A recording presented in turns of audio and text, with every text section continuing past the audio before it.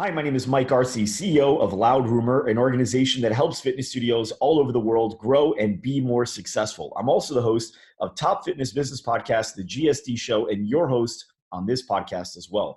And the goal of this podcast is to help you stay informed on some good ideas that your fitness studio can implement to succeed during this pandemic. And in this episode, I'm here with Allan Grossman. Allan is the owner of 5 different OSTEOSTRONG locations. He's also formerly the CFO of several multi-billion-dollar corporations, not just in the US, but also in Brazil. And he's actually faced many difficult crises throughout his experience in these businesses and has helped many companies endure during this process. He's also a volunteer mentor to the company SCORE, and we'll dive into that. Allan, how are you doing, man? Thank you so much for doing the interview. Thank you for having me, Mike. I'm doing awesome. Thank you. Yeah, so SCORE is this.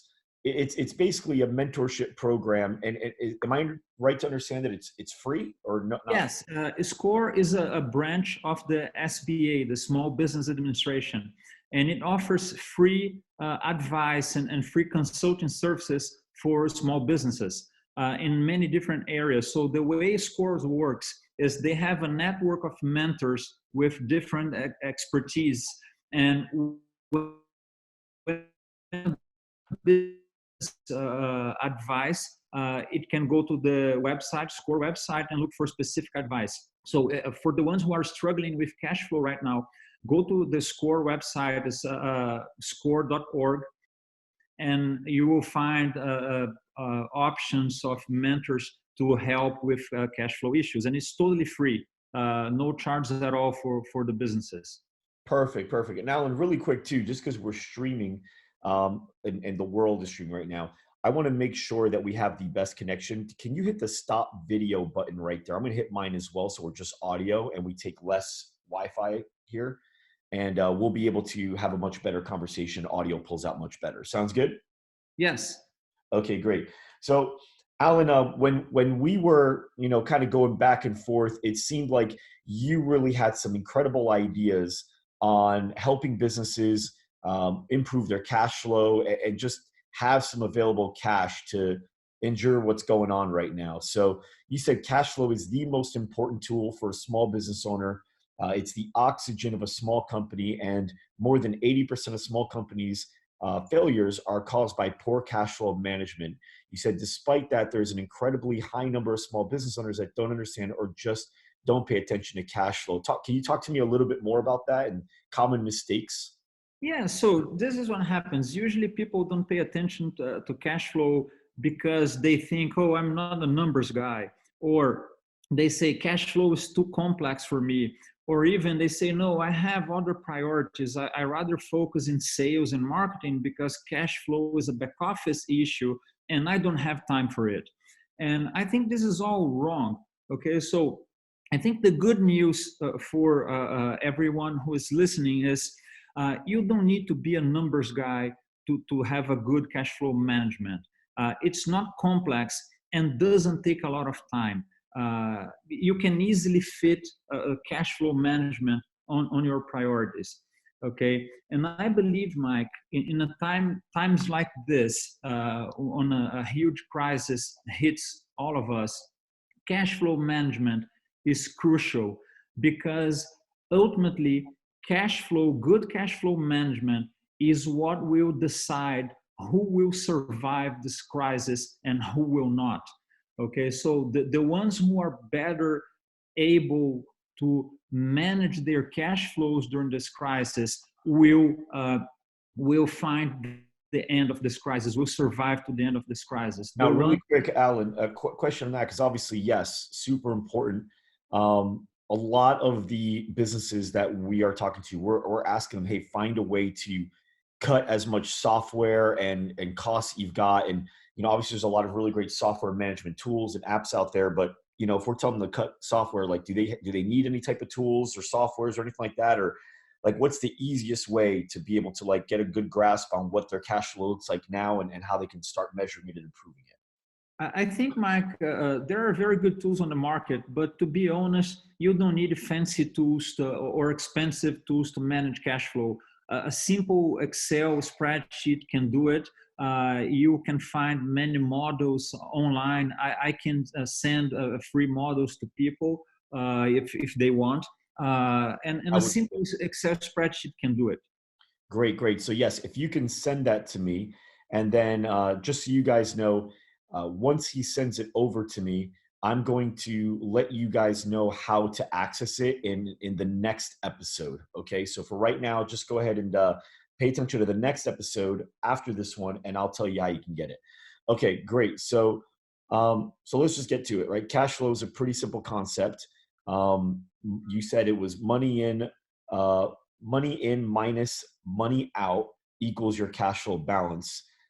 So talk to me a little bit more about that, Allan, so that everyone kind of understand the way they can start looking at it too. Yeah, the idea is pretty simple, Mike. You have cash coming in and you have cash coming out, okay, going out. If the cash coming in is higher than cash going out, you have a positive balance and you are good. If you have cash going out higher than cash coming in, you have a deficit, and then you have to find ways to fund this gap, to cover this gap. Okay, and I think the most important thing right now is when you have a crisis like this, this can produce a huge and quick drop on your money coming in, because your clients will cancel memberships, they will ask to be put on hold, they will ask to not pay during the crisis, whatever. So everyone should expect a reduction on the flow of money coming in. And then there are really only three things that you can do to work on that or to solve that problem. Okay, the first one and the most important one is to reduce your expenses. Okay, so everyone needs to take a look on expenses and find opportunities to cut expenses. You can change suppliers, you can change supplies, you can find costs that are not really important and cut all of that. Okay, I think this is the most important thing, because it will create a long-lasting economy. So when you cut an expense, this economy will last forever. Okay. The second thing you can do is to negotiate with your vendors, like your landlord and other vendors, to postpone payments. When you postpone a payment, when you delay a payment, you have a relief on your cash flow, but this is a temporary relief, because sooner or later you will have to cover for that expense. Okay, and also this strategy works. It depends on who you have on the other side. So let me give you an example, Mike. You want to renegotiate with your landlord. Okay, so if your landlord has only one property, your property, and he depends on your rent to put food on the table, he will be very unlikely to concede anything to you. On the other hand, if your landlord is a multi-billion company with thousands of properties countrywide, it might be easier to get an arrangement with them, because they will be more able to absorb the impact of you postponing your rent. So this is not a recipe that one size fits all. You need really to understand your costs. You really need to understand your expenses and who is on the other side. And then you have to choose who you're going to negotiate with. Okay, so this is the second way to reduce, to have an alleviation, a relief on your cash going out. And another thing that you can do is to get a loan. Okay, so if you get a loan, you have new money coming in. This is something that needs to be done very carefully, because when you contract a loan, you are going to receive a new flow of money. This will bring you a short-term alleviation on your cash flow, but you need to be sure that your business will be back on track on the other side of the crisis. okay? Because if your business are not going to be back on track, if you're not sure about that, you might be unable to pay the loan. Okay, so personally, I'm not a huge fan of getting loans to cover cash flow problems. I rather look for expenses and cost reduction opportunities. Now, what are your thoughts on the SBA like disaster relief loans that are available right now? I think they are really important. I think that was an awesome initiative coming from the SBA, and I think it's an important tool.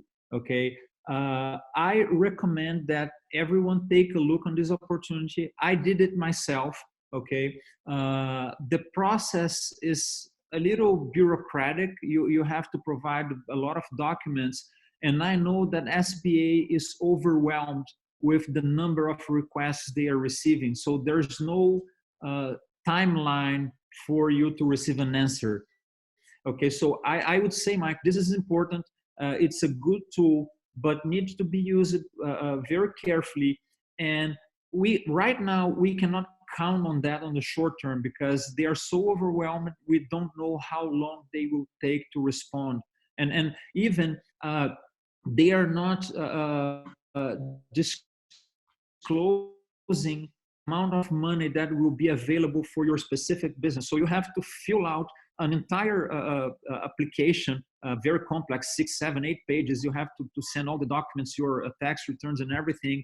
And you don't know how much money they are going to offer to your specific business. So the whole idea is they will receive the request, they will look to your numbers, and then based on your numbers, they will determine how much you can get in a loan. So it's a good tool, but it's not for sure.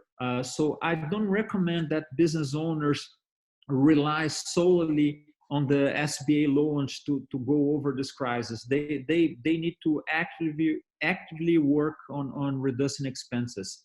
Yeah. Now, Allan, one of the things that, I said earlier in my podcast, but I would love your take on it because obviously you've been in finance way longer than I. I've been saying you can't save your way to wealth, especially in a situation like this where you don't know how long it's going to last. It could last 2 months, it could last 4 months, it could last 6 months. And my mindset is, as a leader of an organization, my job is not to assume it's going to be 14 days or 28 days and build a plan for that. I've got to kind of have several different plans. What if it goes 3 months? What if it goes 6 months? So my mind immediately went to, hey, not only do I need to absolutely find a way to reduce expenses, defer payments, whatever I can do, I need to find a way to do that. It's great that taxes have been able to be pushed forward.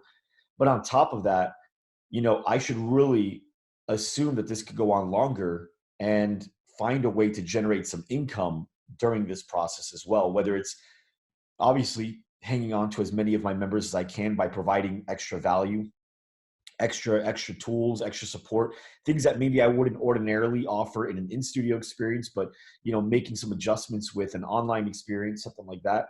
But then also finding a way to bring in new members, whether it's getting referrals from your existing members because you built a really great online option or some option that they enjoy, knowing that now a small business isn't confined to, a 5-mile radius. If they're taking it online, I can refer my cousin that's 10 states away to come in and actually do this class with me and do this program with me and get a better deal.